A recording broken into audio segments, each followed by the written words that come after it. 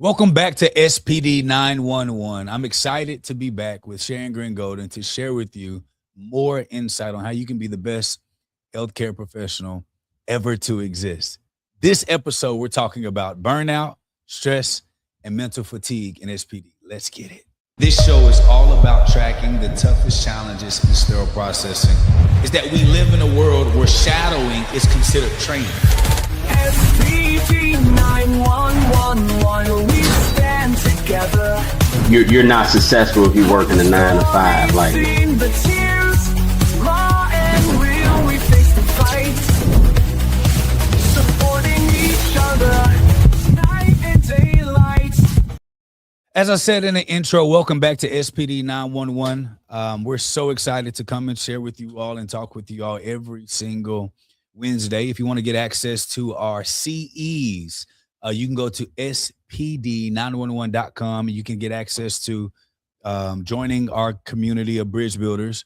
And with that, you'll be able to not only get your CEs, but get access to other master classes and things that we have specifically for you. Also, before we get going, we do have our annual conference that is coming up. And if you are a leader in the space of healthcare, and specifically sterile processing, but healthcare in large. And if you are a leader, you can go to 26.scrubball.org, 26.scrubball.org, and you will fill out what we call our OBI index. You'll go through your journey. And for the leaders, verifiable leaders, you'll be able to get a free ticket to the conference. It's sponsored by the vendors that are partnering with us to provide education, training, and leadership development to the leaders that are front lines. You are the superstars that save the world every day. So we want to make sure that we're able to provide you help in that capacity. And last but not least, this episode is sponsored by Wealthy Label. You go to wealthylabel.com. This is one of those brands that you really just fall in love with. It's one of the first brands that I've ever seen or of experience, or the products that I've had where I have such amazing mental clarity after using the products. And a matter of fact, I'll show you this here. I'll show you all of the products that I use all the time. And I did misspeak. The conference tickets are not free. They are paid for by our sponsors. So it's a sponsored ticket. They're not free. It's a sponsored ticket. Thank you. Our executive producer just told me that, and this is a live show, so there's no aftercuts. So with the Wealthy products, this is Supreme Functional Mushroom Blend. I use Boss in the morning with my water, and my water usually is my lemonade. After having a hard day at work or in the morning getting up, my Boss kind of helps me calm my mind and keeps me focused throughout the day. And then the hydration is what you just put in your water. And with the hydration, you have all your natural B12s and all the cool stuff that you have with the product. And then I also use the energy drink powder that I just sprinkle in my water that gives me energy. And then we also use the Genius Juice powder. So anytime I start having a little bit of mental fog throughout the day, I take my Genius Juice powder. So these products help me get through. When I'm not on these products, I am a wreck. When I am on these products, my mind is clear. And then even after a hard, long day at work, I just take my energy and I take my Genius Juice. I put it in the same water bottle. I shake it up. I drink it. And I have energy and focus to get through the second shift of my work, which is being a father and a husband. So I'm super excited for Wealthy to be a part of this journey with us as we are trying to bridge the gap between SPD and OR, but most importantly, make sure that SPD leaders are the greatest leaders on planet Earth. With all that being said, let's welcome to the stage Sharon Green Golden, our superstar. She's our Director of Operational Compliance with SIPS Healthcare, and it is a joy that we get to spend with one of the greatest sterile processing leaders of all time. And I don't say that to be coy. I say that to be honest. This lady is a wealth of knowledge, and everyone all over the world respects her. So we're happy to have her with us on this platform. SGG, welcome back. Thank you. How are you today? I'm thinking we need to get some of this Wealthy Label, Genius Juice, Boss Juice, and energy juice over in the SPD. I'm just saying. Yeah, man, it keeps people sharp, and it's clean energy, natural products. And I think that it definitely helps out. You can replace all those harmful chemicals and stuff you put in your body, Cokes and sodas, and souped up Well, coffee to stay up. Yeah, it's pretty cool. I'm a little leery because just a sidebar. I took Prevagen when I first retired to help my mind.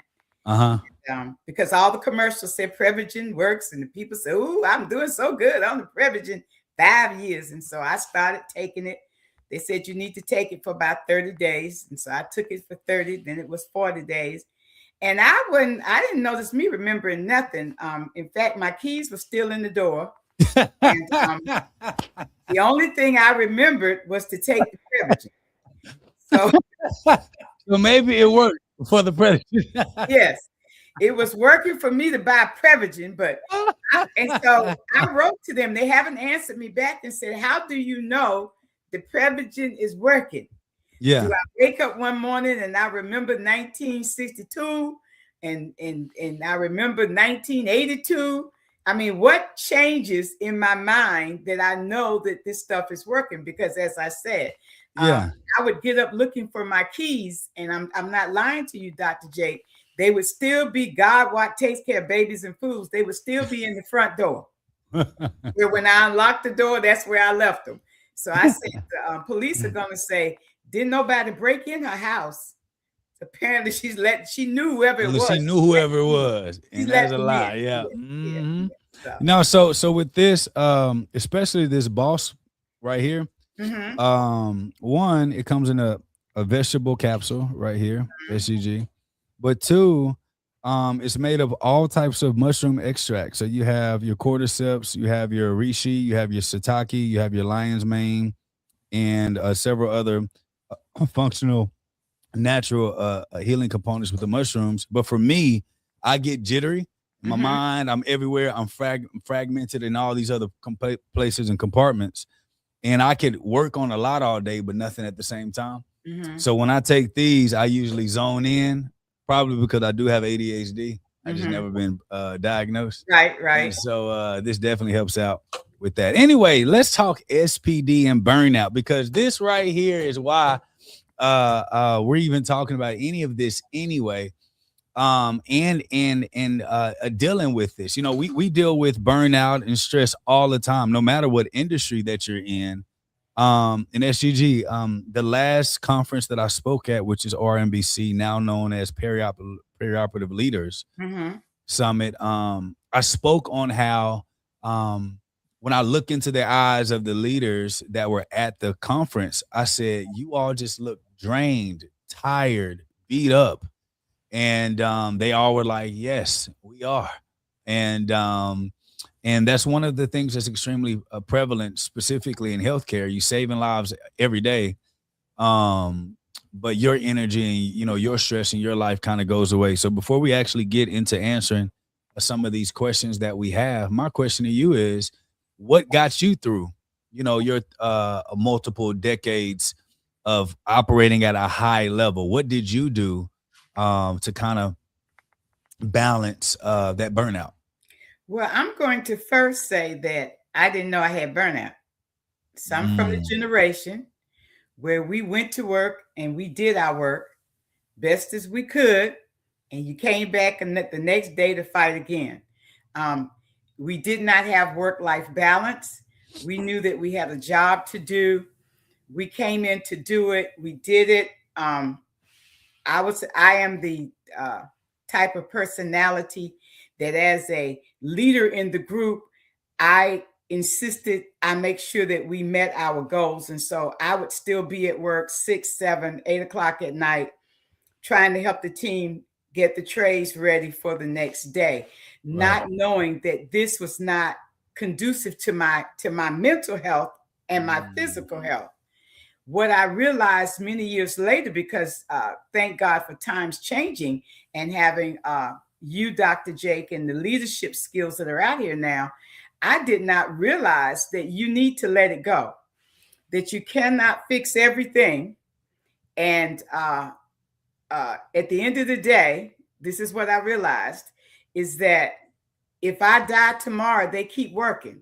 And here I've stayed all the way to 9, 10, 11 o'clock at night, on the way back by 5 the next morning, trying to make sure the ends have been met. And that's not the way to do it. So burnout would show up in me in aggressiveness, how I talk to people, my not having any empathy for the team, because I didn't understand, and I didn't understand if I'm staying and working, why isn't everybody else staying and working? That's right. You know, here I am, I'm helping you, and you talking about you got to go home. So I think that for the time that I came up, I know for sure we had burnout. That's not what it was called. We said we was overworked, and our economic issues exacerbated our willingness to work over. I don't know if that makes sense. Yeah. We would work over because we were making extra money to help take care of the family. And so, you know, even though we were stressed, we would still take care and do that. It is real. And it's real in sterile processing. It's real in the surgical services department. When you have to know as much as we have to know on a daily basis, you can't do anything if you don't have that work-life balance and you don't have someone there that's helping you stay on course and stay focused to, as you would say, to one point, get it done. Let's move to the next point, get it done. Don't start 5 jobs at one time. If there's no one there to help you stay focused and be balanced, yes, you burn out. Where was my burnout? I realized years later it's in my shoulders. I started when I was able, blessed to be able to go and get massages. I would go for the massage. I never got the people never got any further than my upper back. I didn't never get my leg and my hand and my arm, because there were actually, the guy would say he was actually massaging knots in my upper shoulder neck. He would, and I could feel whatever was like moving. It was like moving and popping. Yes. Yeah. Yes. And he said, girl, you are stressed. And he'd do that. And I'd feel so much better. And 2 weeks later, when I came back, all the knots came with me. So I never let any of that stress go. I realized that stress can kill you. That stress makes you sick, physically and mentally. And that you aren't your best when you're stressed. You're not focused when you're stressed. And so I know that people quit in SPD because of burnout. Correct. They say we have a saying that says when people quit and leave the job, it's because of leadership. Not always. Sometimes it is because they can no longer balance all of the stress that we have. Dr. Jake, we have to know how to clean an instrument. We have to know how to put it back together. We have to know if it's working. We have to know the IFU to sterilize it. We have to know what shelf to put it on. We have to know when the OR calls for it, what they're calling for. We have to be ready to get it to the OR. There are so many components to this department. You got the ED calling, cath lab calling, L&D is having problems, that we will have burnout because of all the workload, 1. 2, you get what you pay for. At some point, I wake up and say, you know what? I'm not getting for $5 and I'm doing 10 jobs. And I say it would be easier for me to go and do something less stressful. Go and help put the books back on the library shelf. How stressful can that be? I just got to read the number on the bottom and put it in the right spot. So I think that we have to realize that it is a mental and physical condition, and it is prevalent in your sterile processing, in your surgical services department. What I will say is this. All right, I'm jotting down a note right now. So I kind of want to talk a little bit about the human body really quick. Because we're talking about like basic physiology, where your body, SGG, is actually designed to handle acute stress. Okay. meeting short-term deadlines, you know, escaping danger really quickly, you know, like something that would and can go away. But your body was never built to handle chronic stress. And the chronic stress is what slowly begins to break down your body and destroy it. It's almost like if you always have your computer, your phone, and your TV on, Yeah. or your car on the whole time. You never turn your car off. Eventually, the car or your equipment or your technology that was supposed to last a elongated period of time now begins to be cut down shorter and shorter because the usage case, we're overusing it, we're overstimulating it. This is what happens to our body. And a lot of folks don't really realize um, a lot of that stress and a lot of the issues that we have even in our personal lives trickle over from what happened at work. Yes. And that chronic hits your shoulders, like you said, in your back, your lower back. Your mind begins to be extremely foggy. It's blogged up in your mind. And what happens is actually, as a leader, this is when you make the most detrimental mistakes.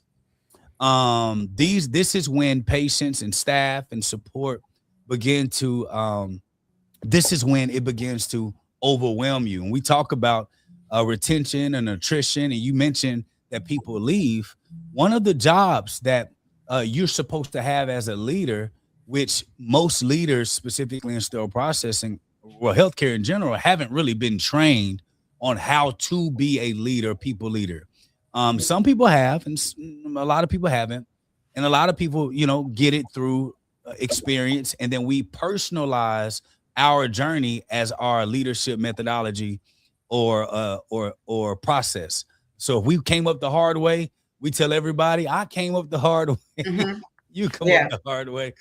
But in short, SGG, as a leader, especially as a people leader, it's also your job to get your team to utilize those PTOs. Yeah. It's your job to sit them on a bench. Hey, baby, go back out. Take your PTO, leave. We'll adjust this. And that's what we'll just start there. There's so much we can break down on this, but we'll start with that process. And I know you probably have done that yourself, where you say, baby, don't come back. Go ahead and leave.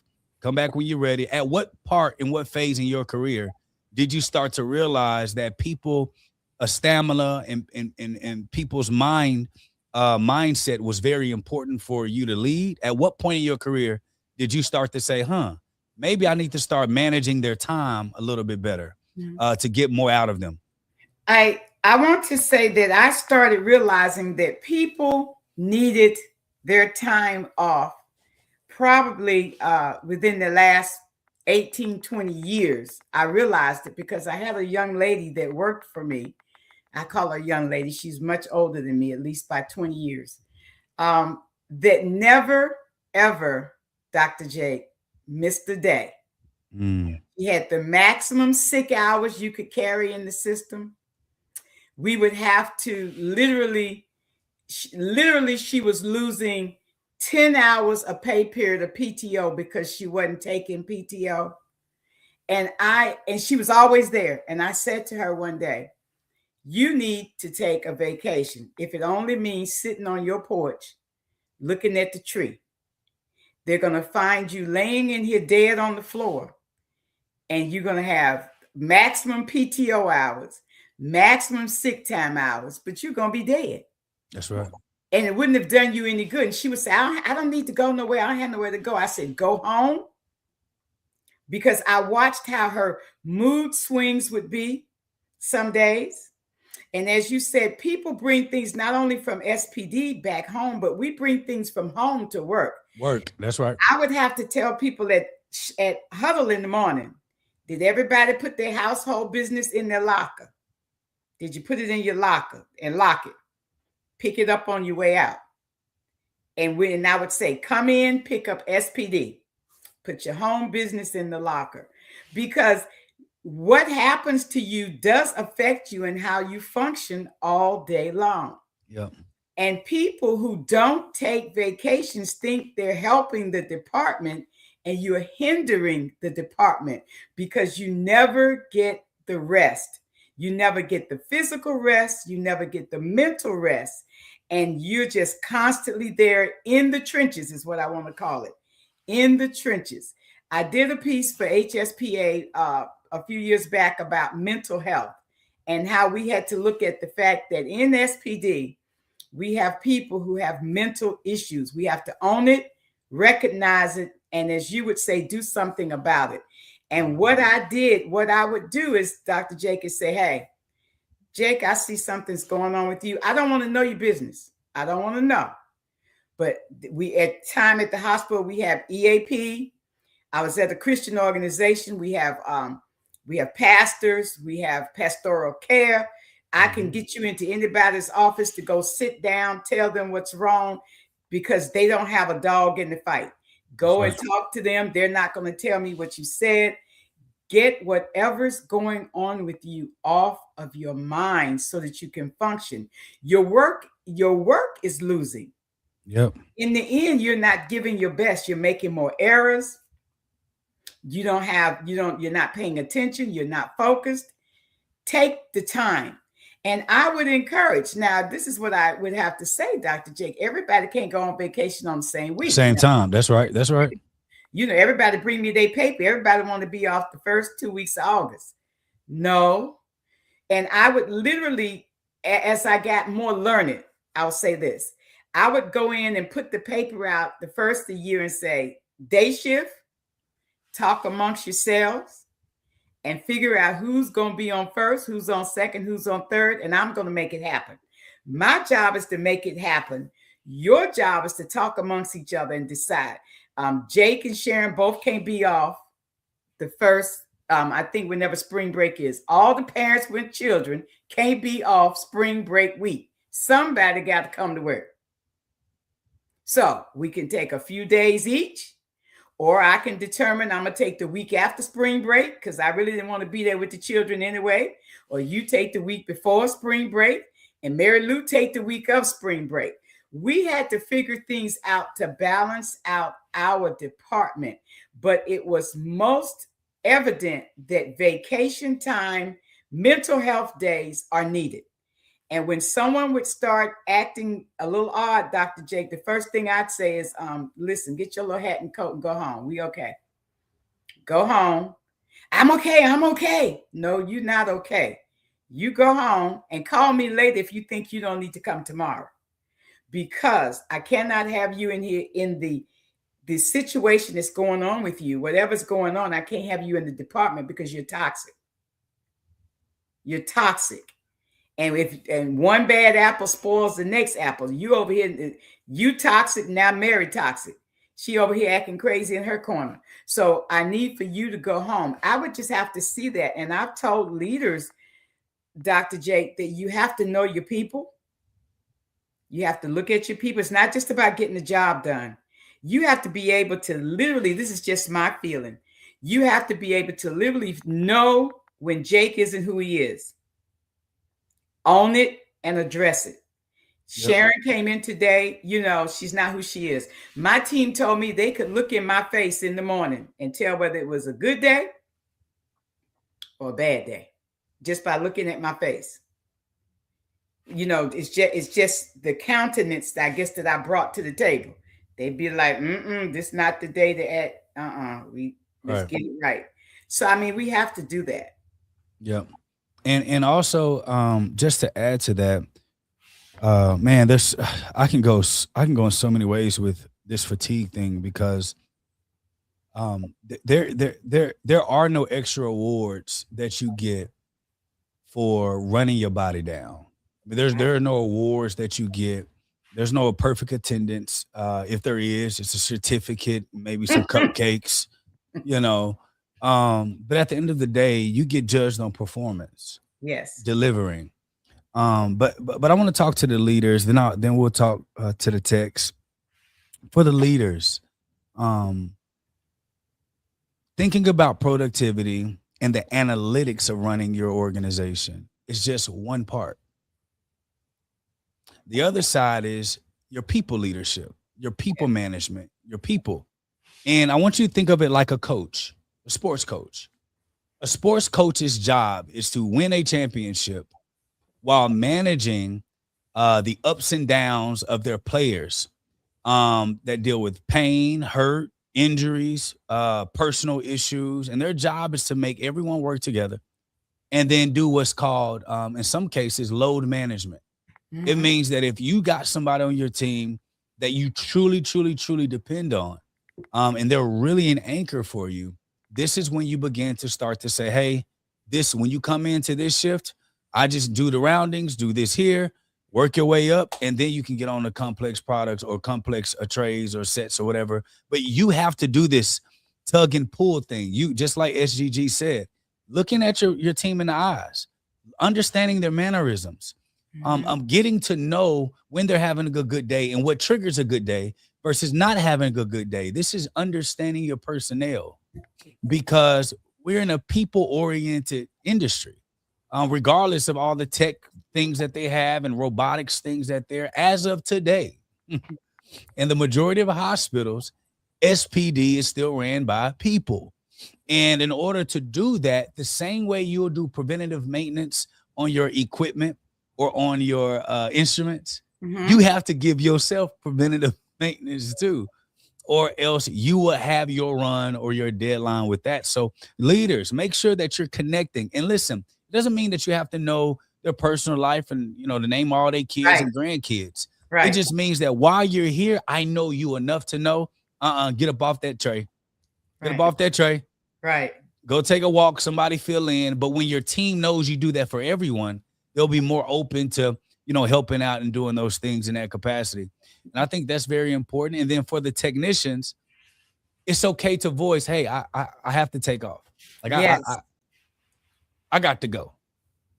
Like I can't be here. But letting your upline or your team know ahead of time is the courtesy that allows for them to plan to how to cover for you when you're gone. Mhm. It's the last minute, like I can't do it today, that harms the department. Mhm. And that is the no that I would speak of. But if you can, within your power, say, I feel my body, and all of us have that. You get real foggy mentally, you're irritable.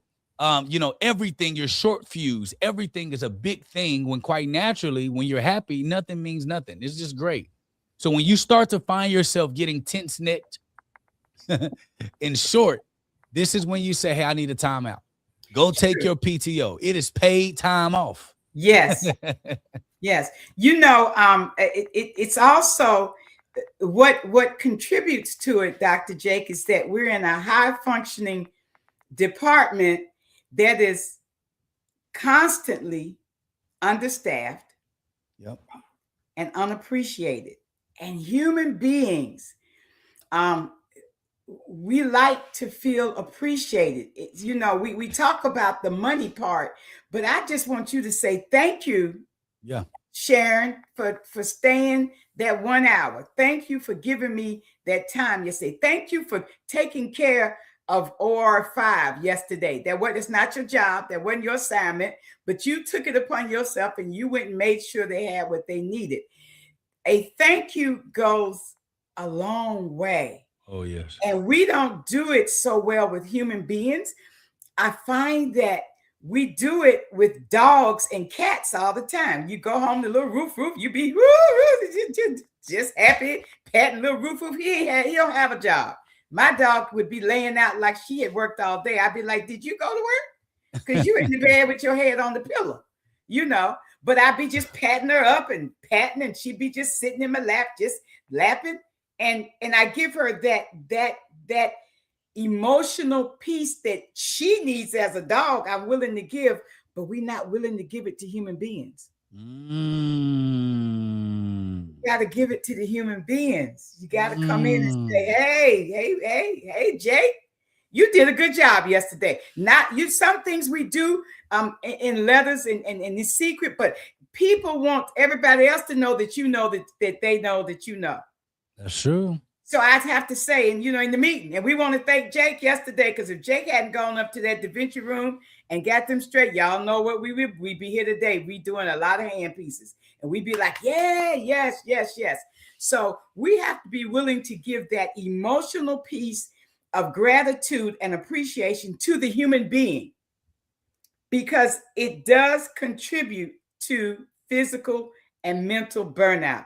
I don't feel appreciated. I'm already not getting paid what I think I should get paid. I go in every day and I really do give my best. I give 110%, and they don't see me. They don't see me. I think, man, this just reminds me of, I was doing a study. Lordy, Jordy. I don't remember the study. So I won't use specific numbers or list because I can't recall specifically. But what I will say is when I did this study, the study showed, or when I read this study, the study showed that of the top performers, SGG, of the top performers in the world, and it was across all sectors. And they even did a study with the top performers in low-paying sectors. Do you know that all of the top performers said that there were like 3 things that they chose before money? The first thing that they chose, I do remember this, was verbal recognition and praise. The second one was quality time in development. And though it was kind of strange that those were the 2. So then I also thought about myself and in coming up, in finance in the private world. That's the same thing for me, because if I know I can perform, I know I'm good. Yeah. But it's the expectation of being good, and I handle everything, and you think that doesn't deserve praise or worthiness because I'm just the best at it. And it reminds me, SGG, of the athletes or entertainers that are just so good that their goodness and greatness is now judged differently. So if somebody wins a bunch of Grammys or a bunch of Oscars or a bunch of awards and they're killing the game, now when they do succeed again, it's like, oh, another Oscar, another thing. It's just like one of those things. That appreciation, now they start yearning for finding appreciation maybe in another genre or maybe another way, because everyone is searching for, honestly, all of us are searching to be appreciated and respected for what we bring to the table. And quite naturally, money is the lowest on the list. What we found, SGG, was that people began to advocate more for money when appreciation and respect seem to be non-existent. You're right. Now it's, if I'm going to be here in this crappy place, you need to pay me. Pay me. You're right. You're absolutely right. I think about the fact that, my first few years as a leader, and who you are as a person, your attitude and how you handle things plays a lot into this. But my first time I went to the OR and the doctor cussed me out. I was like, wait, woo, I don't curse. I was like, wait a minute, I'm getting cursed out. First of all, it's not my fault. Secondly, y'all, he's cussing me out and I can't curse him back, even if I did, because then I would lose my job. But the thing that triggered me was that everybody that was in leadership seemed to think it was okay, and I didn't. And I remember going to my boss and saying, wait a minute. I will do my job. I will do my best. I believe in patient care. I'm going to do my best, but y'all not paying me combat pay. I looked at my check. There is no line for combat pay. And I'm up here getting combat. I mean, when you're on the front line in the Army, they pay you extra money every day that you're on the front line. So if I'm going to be on the front line, you all need to find me some frontline money. That's right. Because I'm taking the beating and the killing for something that isn't always my fault. And you expect me to stand there, and I'm serious, Dr. Jake. The doctors expect you to stand there and say nothing and just take it. And I'm like, but I'm a human being. Wait a minute. And so that, as you would say, that's where money came to play. I'm like, listen, as good as I am and as much as I like it, and this is my passion, If I got to go be cussed out 2-3 times a day in the OR, I'm gonna need to be compensated for being cussed out. And I think that the team feels the same way when they are not met where they need to be met emotionally and respectfully. So, respect goes a long way. Respect goes a long way. I think that people do not realize how far respect will take you. If you respect me and if you're willing to listen to hear what I have to say instead of listening to answer. Respond. That's right. Listen to hear what I have to say instead of getting your answer together. That you will get more out of me. I'm willing to give because you may not be able to fix it, Dr. J, but I'm willing to work for you and with you because at least you're willing to listen to hear. And then in true transparency, you're willing to tell me the truth. I would always tell my team members the truth. And the truth was, they're not letting me sign the checks this week. I would like to do it. They're not letting me put zeros on the check this week. If they did, I would make sure my check was right. I was always transparent. Mine didn't look in the way I think it should look. I would make sure mine was right. And because y'all my team, I'm going to make sure your check looks right.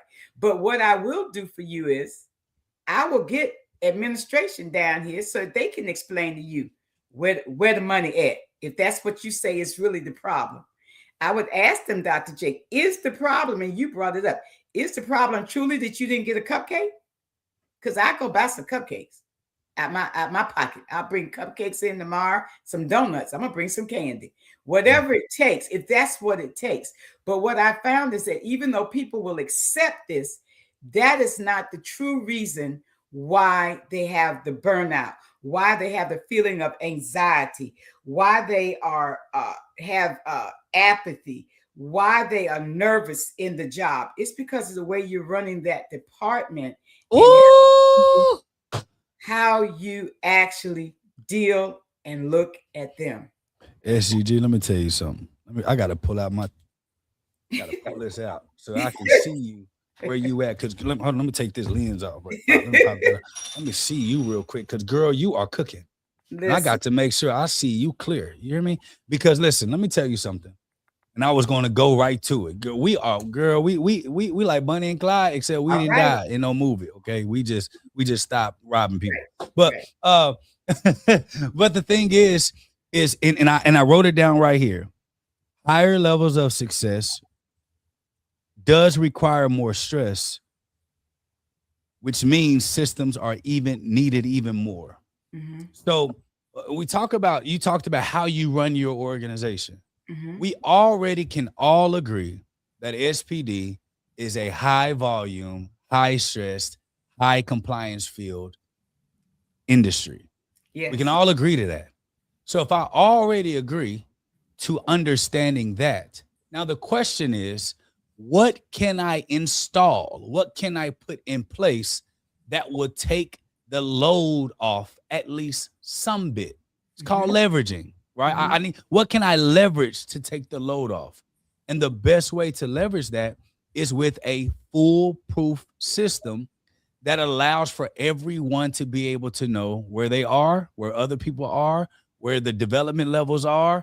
And in that process, and it brings me to our operating system, a built intelligence a platform where we know based on the development of our staff where people are. Our technology, even SGG, even helps show the fatigue levels of people in your organization when the burnout is happening. Because what happens is you can kind of check the cadence of people in your organization. Meaning, if you have a progressional step of developing your team, and you have structure there, where at certain levels they're supposed to know what they're supposed to do, and they know how to do it because they've been trained on how to do it. This is what we found out. Mm-hmm. The more people in your organization that become leadership ready, the lighter your load gets. So the goal is, how can I have a system that produces and develops people within my organization to be better within my organization, which makes all of our load lighter? So you got to make sure that you have that system. But most importantly, when I'm looking at leaders that have high stress levels, SGG, and not only having those high stress levels, it's consistently high. That is a strong indication that your system is broken, because there's no way that we should be that stressed every day.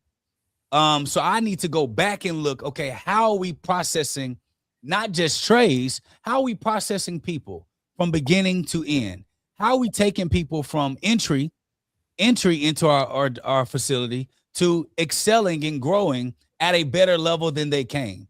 Those are all the mechanisms that are needed to alleviate a lot of the stress that we have.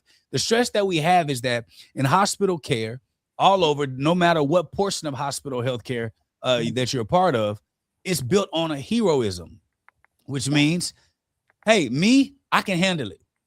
So the executives, they look down in the departments and they say, oh, we got a Sharon Green Gold in there. It doesn't matter what happens. She'll stay late, night. It doesn't matter.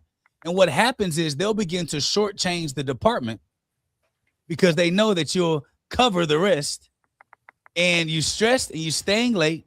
And now the system is you not moving and operating through your people. It becomes you. Now you're staying late. You're covering your people making mistakes. You're covering QA, and when your team is supposed to QA, and you let them keep their job because you know you didn't train them and develop them right, and you like them as a person. They got kids. You got all this other stuff that happens that begins to start piling up on your plate.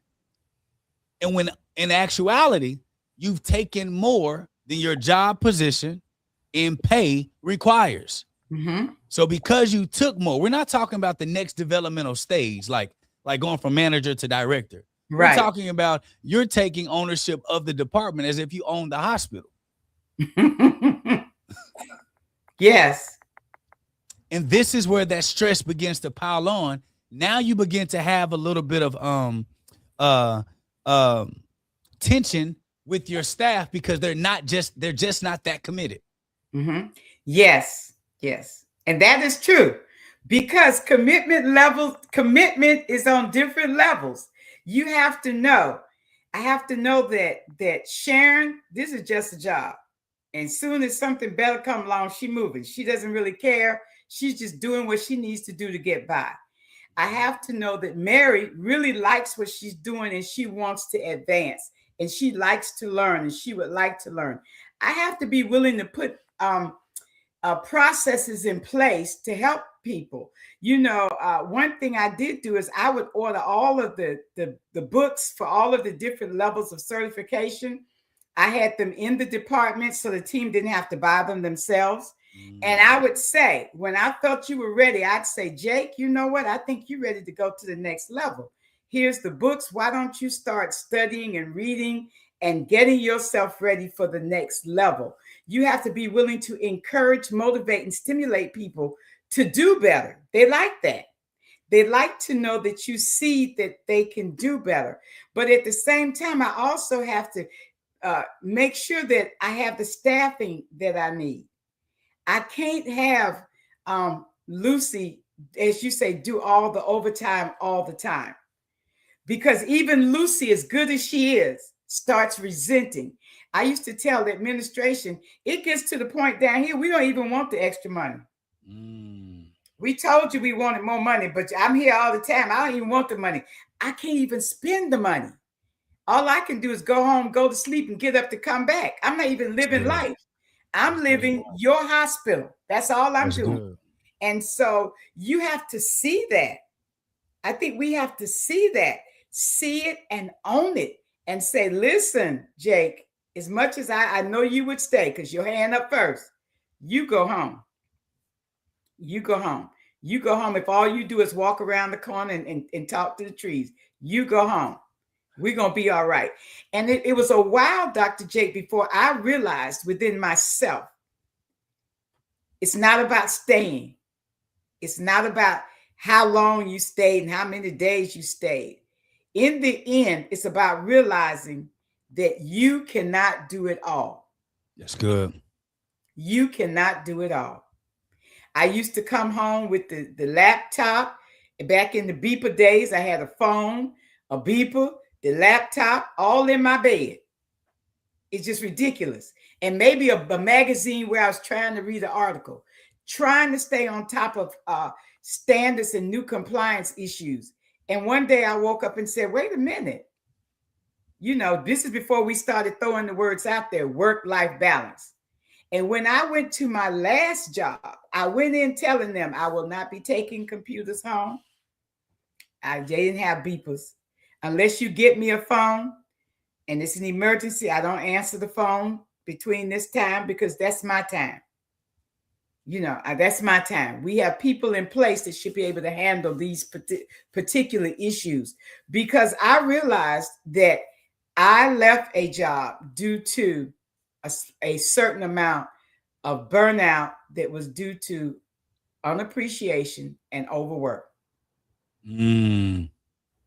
Overwork. As much as I love SPD, I was overworked. And unappreciation. Nobody really appreciated. They expected. It got to the point that that was the expectation. As you said, Sharon will be here. Everybody else got their bag gone home at 5 o'clock. You walk through the hospital at 5 o'clock, administration doors locked, dark, everybody at home. I'm still walking around. And one day I said, why am I still here? I came in at 5 this morning. They don't show up until 8 or 9. They're already at home. And so I realized they had work-life balance. And so I said, you know what? I need to learn how to balance what it is I have to do. The position I have, the profession I'm in, the job that I'm doing. And I give all that I can within the hours that I have to give it, because the way to think, Dr. Jake, that this is me. I woke up one day from a deep sleep and said, if I died tomorrow, they would keep working. They may send some sandwiches by the house and do a recognition, but life goes on. So I am not the only peg in this wheel. Spoke. I'm not the only spoke in the wheel. There's some other spokes. And I need for all the spokes to be in the wheel. And you can still ride a bicycle, you know, with one spoke broken. It'll still let you pedal. You can still pedal. So I'm going to step off today and be the broken spoke and let them do what they have to do. I think that we have to acknowledge that. And we don't do it so well in SPD. We're busy saying, let's do it, let's do it, let's do it. I think I want to everyone says work-life balance. I don't think that there's ever a time of balance. I'm glad we're talking about it now, because there's a season for everything. Scripture says there is a season for everything. You know that. There will be seasons where you staying late, you working hard. That's the season. We're not telling you not to give time. What we're saying is don't overextend yourself. That's the point. And I want to let's rephrase this, SGG, together on the call. We're going to call it work-life boundaries. Okay. We'll call it work-life boundaries. When I come to work, the boundary is I don't bring home here. Right. When I leave work, the boundary is I don't bring work home. Right. Unless there is an emergency on both sides, and here's the contingency for it. The next thing, we talk about boundaries. As a boundary, you set the tone with how people are going to treat you with honestly, and it may not be fair. You set the tone with how people are going to treat you by how well you perform and take your job seriously. True. The better you are at your job, the easier it is for you to say, hey, I like working here, but I don't want to go there. I don't want to talk like that. I don't talk like that at home. I don't talk like that to my children. My parents have never talked to me that way, nor am I going to allow it to be here. It's okay. I understand you got your thing, but here you won't do it.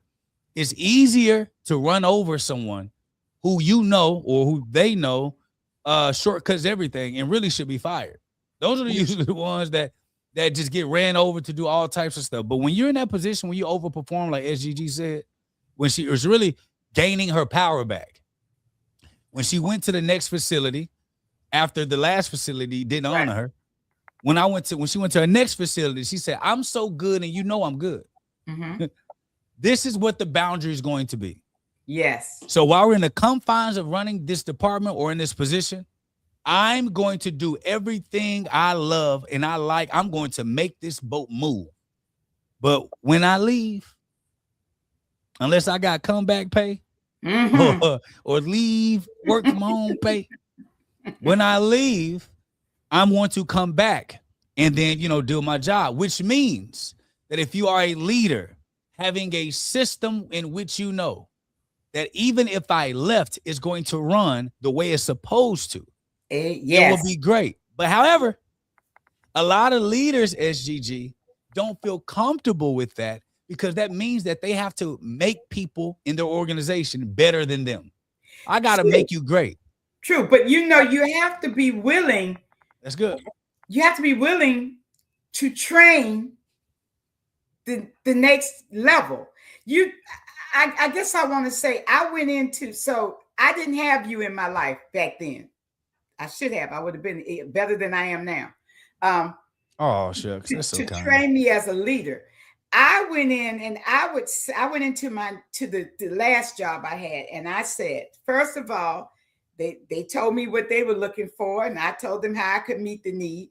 And then I told them what I was looking for. Now, for the first 20 years, I would have never told a job what I was in need of. I just wanted the job. I went in with my little piece of paper and said, now this is what I'm going to need. This is what I do. And at that time, Dr. Jake, I was a speaker in the field. I go to national and international meetings. This is who I am. And when you get me, you get the full package. You get the exposure of all that I am.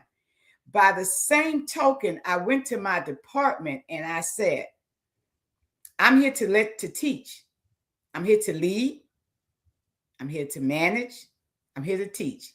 Anything I know, I will teach you. There are no secrets because I know that I can do my job good enough to keep the job. That's and right. You will not get it until I give it up. I'm not scared. I'm not, you don't worry me about wanting to know, Miss Golden, how do you do a budget? I'm not worried about you doing the budget next week. I'm going to show you and tell you where to get that information. That's right. Because you may need to do the budget one day. Miss Golden, right. How do we order supplies? Let's go. We're going to have the class on supply ordering. There are no secrets because I feel secure in what I have to do. And I believe that my team, what I learned was that my team respected me more because they knew I was an open book. What do you need? And I wanted to be that open book, Jake, because I wanted them to be able to function when I was out of town. That's good. That's good. That's good. That's good. That's good. That's good. So, I got to go to church. I got to bring out a little biblical, little Bible. Okay. All right. And I can't help it, but I'm gonna do it. So, this reminds me of, and everyone who knows me knows that the story of Moses is the greatest leadership story ever. Not from him taking people from, whatever to whatever. Egypt to No, yeah, well, yeah. I was trying to, still be politically correct around here. Okay, but yes, from Egypt to the Promised Land. But it was the interaction from him and his mentor Jethro. Okay, So Jethro was Moses's mentor. Midian, when Moses ran away from Egypt, he ended up in Midian. And Midian, he had Jethro, and Jethro was this high priest, which means leader of his land, and he had children. He helped support Jethro. Then he left on his own to start his own journey as a man. But this stress thing for all of my leaders and those that are not leaders, because each of you are leaders, even in your home. You may not be a leader at work, right? But you may be a matriarch or a patriarch of your family, and they depend on you. So hear me closely. Okay, we're gonna walk this thing through. It's the book, it's Exodus 18. I pretty much bring it up every time I'm on the stage. And in Exodus 18, Jethro teaches Moses that sustainable leadership requires delegation, mentorship, and humility to avoid burnout. Because what Jethro was doing, he was observing Moses trying to manage everything alone.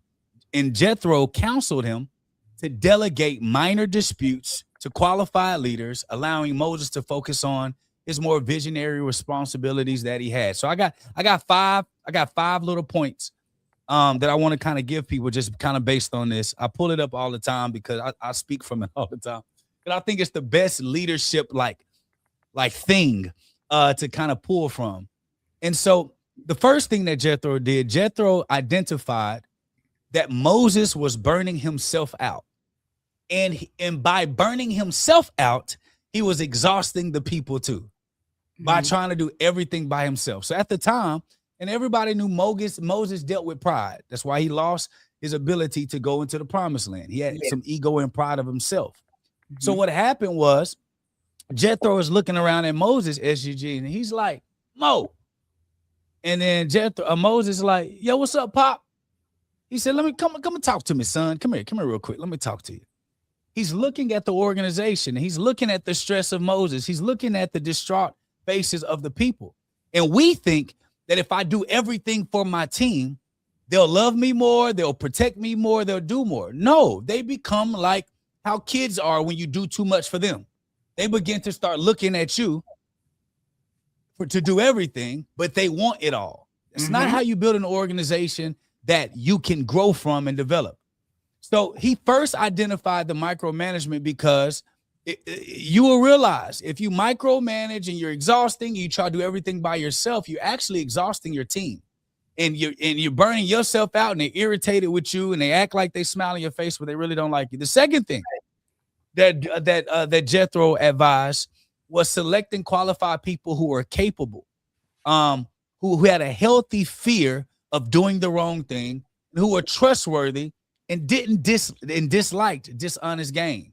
So what this means is he found people who were trustworthy, that had high integrity, that would do the right thing even when no one was looking.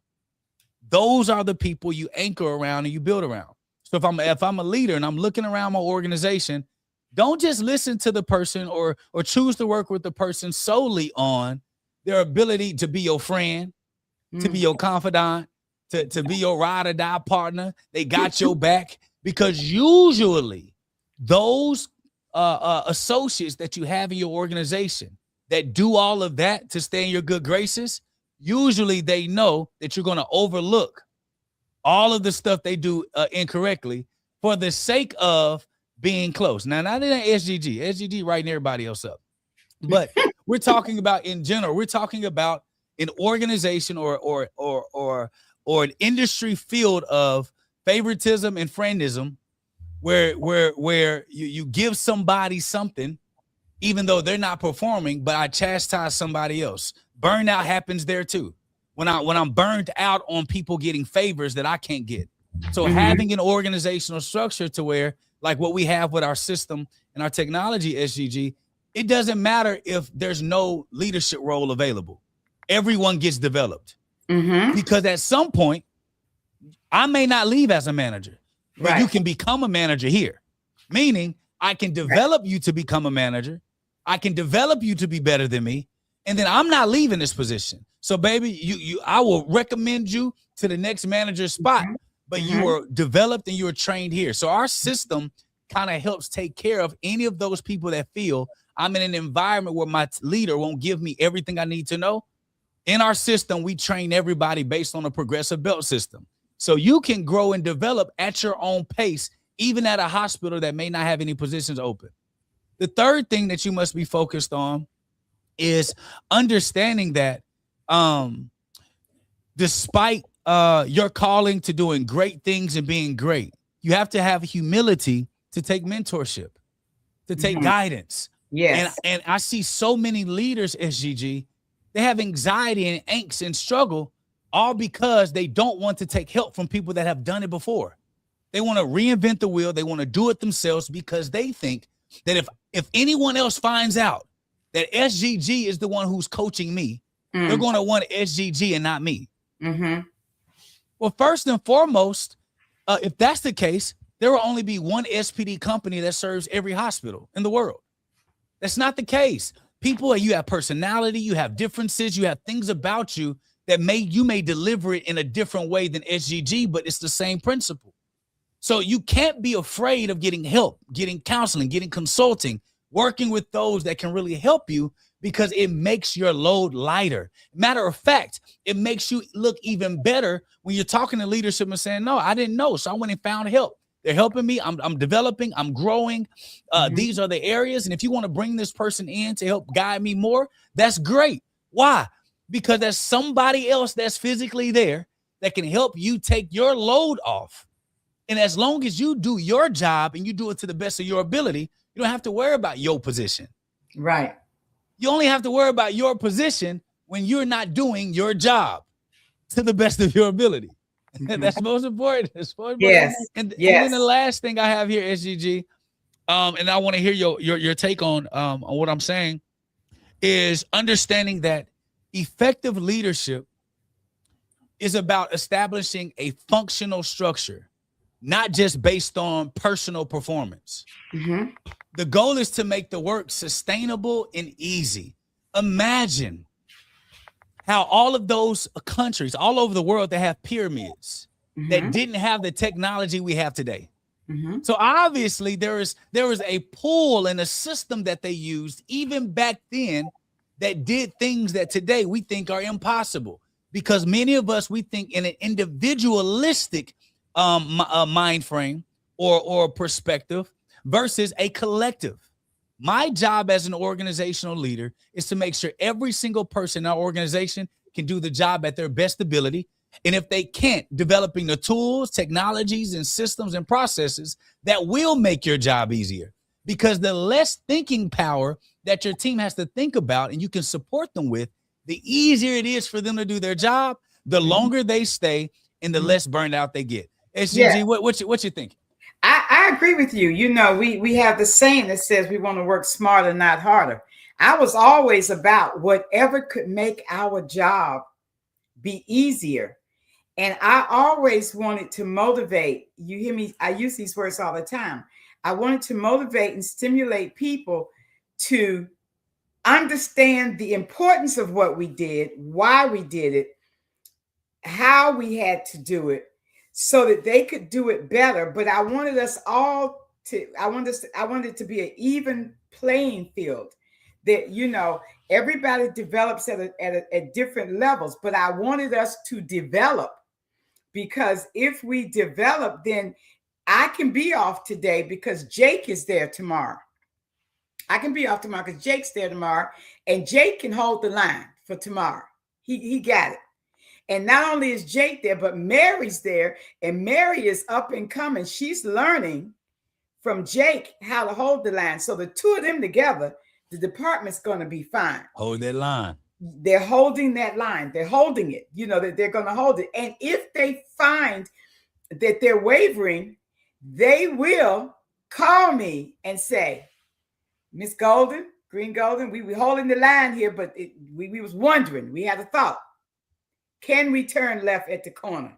And I'm able to tell them, no, keep straight. Don't you turn at all. That's but right. It's about, as you said, it's about getting people to the place where they feel they are adequate to grow. Preparing people for the next level. I don't see it. You know, it's kind of like and we do this, faith. Until you will never see it unless you see it. So you have to be willing to see what's coming before you. Come out of the tunnel and look around and say, I may not be the team leader today, but if I learn what a team leader does, if I'm willing to learn and put that into my repertoire, once it's in my repertoire, you can't take it from me, number one. Right. Number two, when the opportunity presents itself, guess what? I'm ready. Because I've been preparing, as you would say. I have been preparing.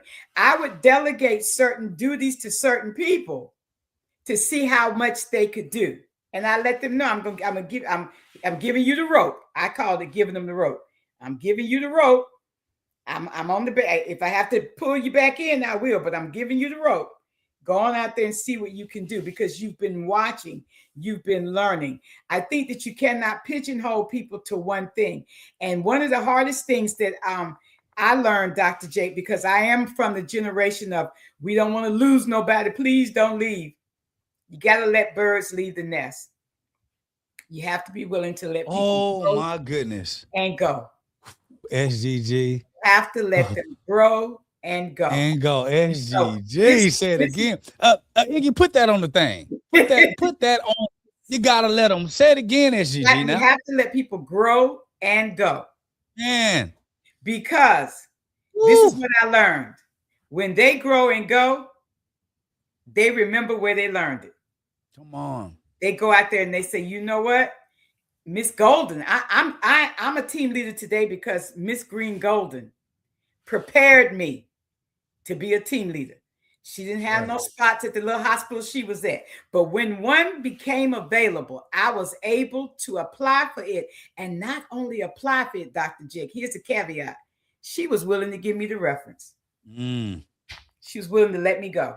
Because you're ready. I said, you know, you're ready. Go on out there and do what you do. You are ready. But listen, we won't do it. We won't do it. We won't do it as human beings because I want to keep you. Listen, you got to let them grow and go so your credibility can continue to grow. See, a lot of times we don't think about our next phase that God has for us because we're so committed to the current phase that we have. And a lot of times what we don't realize is when you have people develop out of your system and go be great somewhere else, that actually tells the hospital you're ready for the next position. Regional director, system director, executive director, a C-suite. Because the development phase helps you do that too, with leaders being scared to see their top producers leave. That lets me know it's a people built system, not a system that people run on. It's a system that runs on people, not a system that people run on. And so that means I'm counting on these 2 or 3 people to make my job easier when I need to make sure that I'm developing. So here's one tip I will give every leader.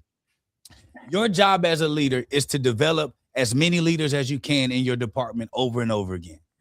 So if you stop looking at them like tech ones and start treating them like managers day one and expecting a lot out of them, you're developing them, you're curating.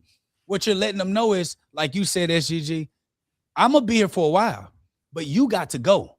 You got to be, there's so many opportunities out here. You got to go. There's so many places you got. So I'm developing you to leave me and be better than I am. You know what that does? It makes people say, well, I'm not going to leave until I know for sure I'm good. When you're open and you tell your folks, hey, I'll give you the ropes.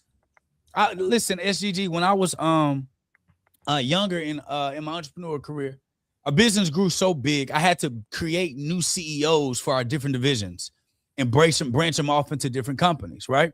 And so when I did that, SGG, I paired 2 of my top leaders in each division as co-CEOs of those departments. And I started training and developing them to be great CEOs while telling them one of y'all will replace me. I didn't know who, I didn't know where, I didn't know what, but the overall goal is following the Jesus principle. I spend time with you for you to leave and go be even greater than I. So if the person that I follow, my Father in heaven, that I follow to a T, if he said, you're going to go and do even greater things than I, and he worked with them, he developed them to go do great and do miracles and do wonders on behalf of that, the person who got the credit was the one who developed everybody. Right.